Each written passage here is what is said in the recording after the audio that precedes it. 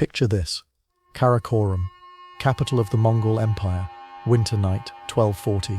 You're a Hungarian noblewoman, captured during the invasion that destroyed your kingdom. You've been brought thousands of miles east to serve in the palace of Ogedei Khan, son of Genghis Khan. The journey took 8 months. Of the 100 women taken from your town, only 40 survived. You're led through halls that mix felt nomad tents with Chinese silk, past guards wearing armor made from your people's bones. The air reeks of fermented mare's milk, human sweat, and something else, the distinctive smell of mass rape institutionalized into empire. You hear screaming from multiple directions, but the guards don't even turn their heads. This is normal here. Then you see him, Ogedei Khan, the second great Khan of the Mongol Empire. He's drunk, he's always drunk now. At 55, his body is bloated from alcohol, his eyes bloodshot, hands shaking until the next drink. But what terrifies you isn't his drunkenness, it's his clarity about what he's doing. He points at women like selecting livestock, sending some to his bed, others to his generals, the rest to the soldiers' tents. A translator whispers, the Khan continues his father's work. Genghis Khan raped his way to ruling half the world. His sons will rape their way to ruling it all. You're part of a system now, a machine that turns conquered women into Mongol babies. The Khan calls it planting the seeds of empire. In our first episode, we showed how Genghis Khan weaponized rape to conquer the largest land empire in history. But his death in 1227 didn't end the sexual terror, it institutionalized it. His sons and grandsons wouldn't just continue his practices, they'd perfect them, systematize them, and spread them from Korea to Poland. Welcome back to the Hollow Throne. I'm your host, and today we examine how the heirs of Genghis Khan transformed sexual violence from a weapon of war into the foundation of the world's largest empire. Content warning and thesis. This episode contains explicit discussions of systematic rape, sexual slavery, forced breeding programs, and genocidal sexual violence. We'll examine how Genghis Khan's descendants industrialized his methods across 3 continents. This content is extremely disturbing but historically documented. Viewer discretion is strongly advised. If Genghis Khan proved that rape could be weaponized for conquest, his heirs proved it could be bureaucratized for empire. Ogedei Khan ruled 1229 to 1241, turned sexual violence into administration. Kublai Khan ruled 1260 to 1294, transformed it into dynasty. Together they created a system where millions of women across Eurasia were systematically raped, enslaved and bred to create a new world order. Our sources include the Secret History of the Mongols, Rashid al-Din's Persian Chronicles, the Chinese Yuan Shi records, and European accounts from survivors like John of Plano Carpini and William of Rubruck. They reveal not random barbarism, but calculated sexual terrorism refined across generations. What makes this sequel essential is showing how sexual violence, once normalized by a conqueror, becomes hereditary policy. The sons and grandsons of Genghis Khan didn't just inherit an empire, they inherited a methodology where rape was governance, where wombs were weapons, where sexual terror was the family business. Sons of the rapist Khan. Picture this. The Mongol steppes, 1210.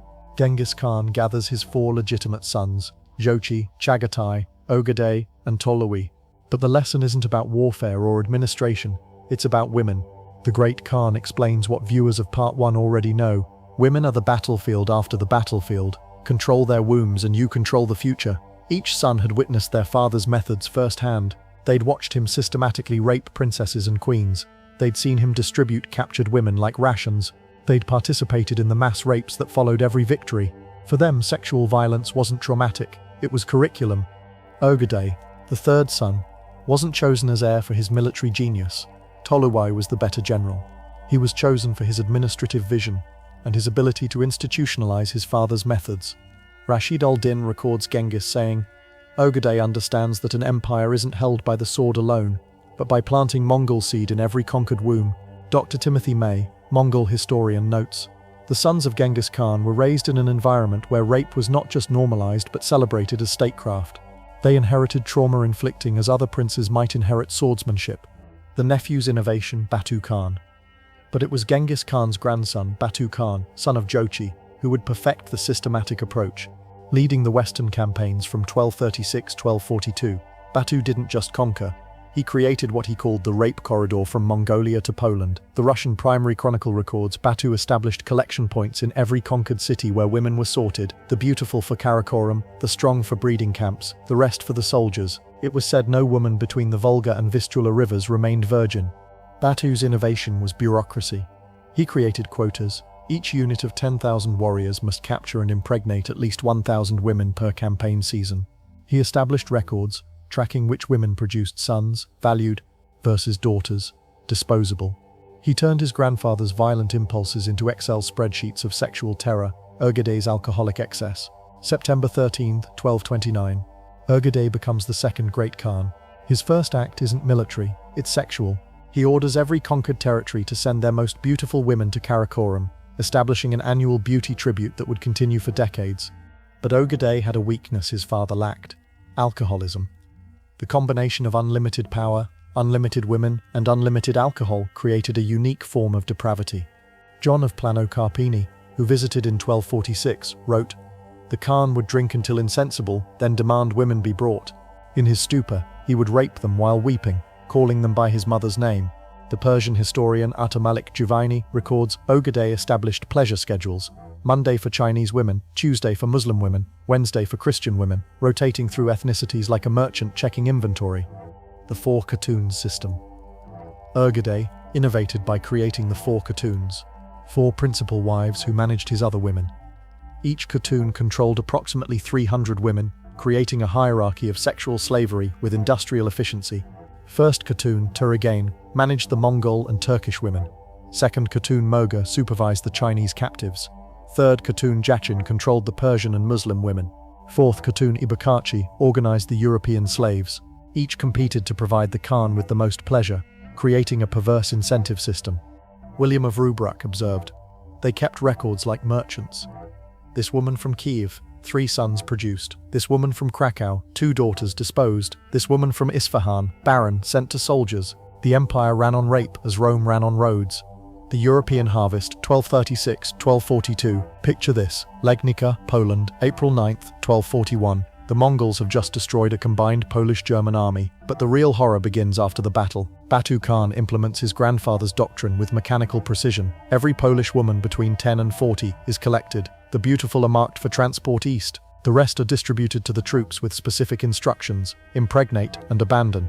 The Chronicle of Novgorod states, "The Tatars, Mongols, took our daughters and wives, used them like animals, and left them pregnant with their demon seed.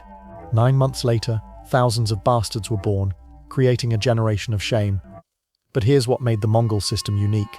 They documented everything.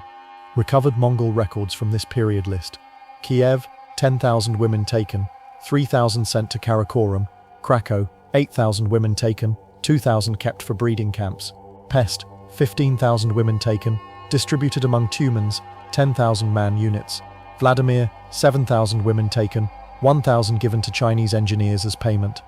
The Galician Volhynian Chronicle records a particularly horrific innovation: pregnancy camps. Women were kept until confirmed pregnant, then released to spread Mongol genetics while destroying local bloodlines. Those who didn't conceive within 3 months were killed as barren ground. Master Roger of Hungary wrote, "Maidens fled to convents, mothers disfigured their daughters' faces, fathers killed their own girls rather than see them taken. The fear of Mongol rape drove more people from their homes than the fear of death." Kublai's Chinese system, 1260-1294. If Ögedei industrialized rape, his nephew Kublai Khan corporatized it. Becoming Great Khan in 1260 and Emperor of China in 1271, Kublai created the most sophisticated sexual exploitation system in history. Marco Polo, who served at Kublai's court, provides our most detailed account. The Great Khan has 4 wives of the first rank, who bear the title of Empress. Each Empress has 10,000 attendants. Below them are 300 secondary wives. Below them 3,000 concubines selected annually from across the empire. But Kublai's innovation was the Kung Chu system, imperial daughters. Every year, officials would travel the empire selecting the most beautiful girls aged 13 to 16. They were rated on a point system: face 20 points, figure 20 points, hair 10 points, skin 10 points, voice 10 points, grace 10 points, virginity 20 points. Those scoring above 80 went to the palace. 60-80 became gifts for generals. Below 60 were returned home in shame. The Yuan dynasty official history records that Kublai personally had sex with a different virgin every night for religious reasons. He believed virgin blood extended life. After deflowering them, they'd join the general pool. By his death, he'd personally raped over 7,000 virgins. The breeding program. Modern genetic studies reveal the horrific success of the Mongol rape program. 16 million men alive today, 0.5% of the global male population, are direct descendants of Genghis Khan and his close relatives. But this isn't natural selection, it's the result of systematic rape across 3 generations. Dr. Spencer Wells, geneticist, explains, the Mongol genetic signature doesn't spread gradually like normal population genetics. It explodes in the 13th century, consistent with mass rape events. Ogedei and his brothers alone probably fathered over 10,000 children through force. The Persian historian Rashid al-Din describes the breeding camps established by Ogedei. Women were kept like livestock, bred repeatedly until their bodies failed. Sons were raised as Mongol warriors. Daughters were killed or sold. It was farming, but the crop was soldiers. The Chinese records are even more disturbing.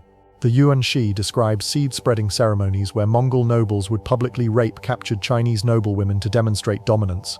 Kublai himself would deflower the daughters of former Song dynasty officials in front of their fathers. The religious justification. Unlike Genghis Khan, who saw rape as purely practical, his heirs developed religious justifications. Ogedei claimed Tengri, the Mongol sky god, commanded him to seed the earth with Mongol blood. Kublai incorporated Buddhist and Confucian concepts, arguing he was harmonizing bloodlines through systematic rape. Möngke Khan, ruled 1251 to 1259, went further, establishing the doctrine of sacred rape. Violations committed during religious festivals carried divine blessing. The Armenian historian Kyriakos wrote, during their holy days they would bring Christian and Muslim women to their temples and violate them as offerings to their demon gods. The Mongols were remarkably egalitarian in their sexual violence. They raped across all religions equally. Ogedei reportedly said, all women have the same anatomy regardless of which god they pray to. We make no distinction in our conquest of wombs. The collapse of resistance. By the 1250s, the Mongol rape machine seemed unstoppable. Cities tried everything. Kiev hid women in monasteries, the Mongols burned them. Baghdad dressed women as men, the Mongols stripped everyone. Krakow sent its women to mountain fortresses, the Mongols tracked them down. The psychological impact was devastating. The Russian chronicler writes, our women no longer smiled. Mothers looked at their daughters with sorrow, knowing their fate. Marriage celebrations became funerals of anticipation. The Mongols had raped the joy from life itself. The demographic impact was catastrophic. Some regions saw 90% population decline, not just from killing but from women refusing to bear children who might face Mongol rape. The Persian historian Jovani wrote, women would throw themselves from cliffs while pregnant rather than birth slaves for the Mongols. The poison and the drink. December 11, 1241. Ogedei Khan dies at age 56, his body destroyed by alcohol.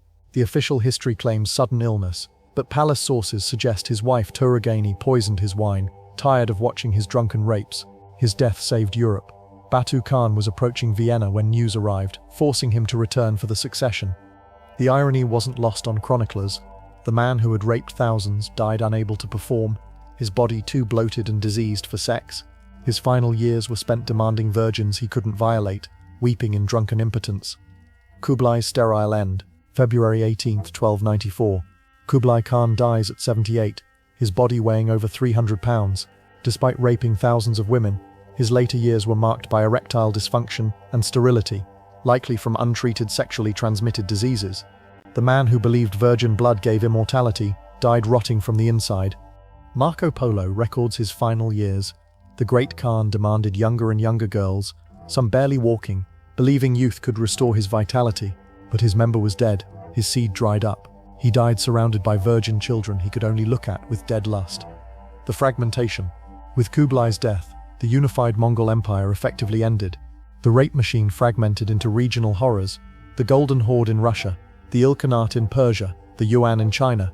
Each continued sexual violence but without the systematic coordination that made the unified empire so devastating.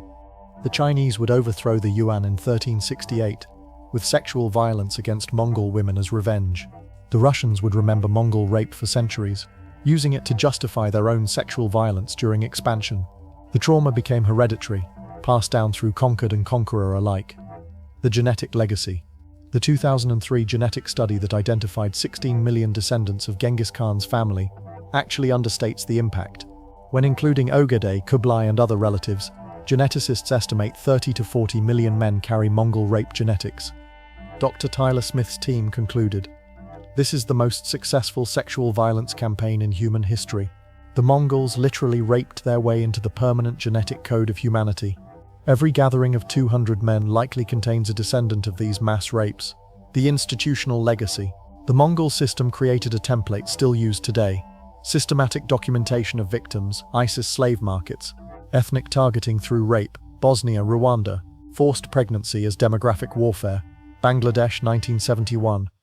Hierarchical distribution of women, Boko Haram.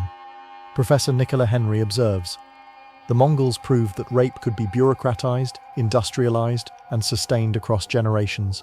Modern perpetrators follow their blueprint, just with different technology. Breaking the glorification, popular culture celebrates Mongol badassery while ignoring the millions of rapes. Genghis Khan appears on currency. Kublai Khan is romanticized in fiction. We've sanitized mass rapists into conqueror heroes.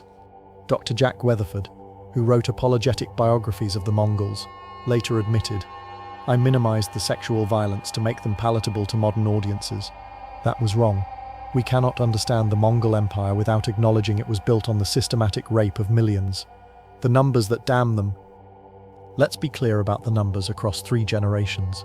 Genghis Khan, 1 to 3 million women raped directly or by his armies. Ogedei Khan, 500,000 plus women systematically raped. Kublai Khan, 1 million plus women in Chinese system alone. Total victims across Mongol Empire, 10 to 15 million women. The Mongol Empire wasn't just the largest land empire, it was the largest rape enterprise in human history. 3 generations of Khans turned sexual violence into the foundation of world domination. Call to action. This completes our 2-part examination of history's most systematic sexual violence. If these truths disturb you, good.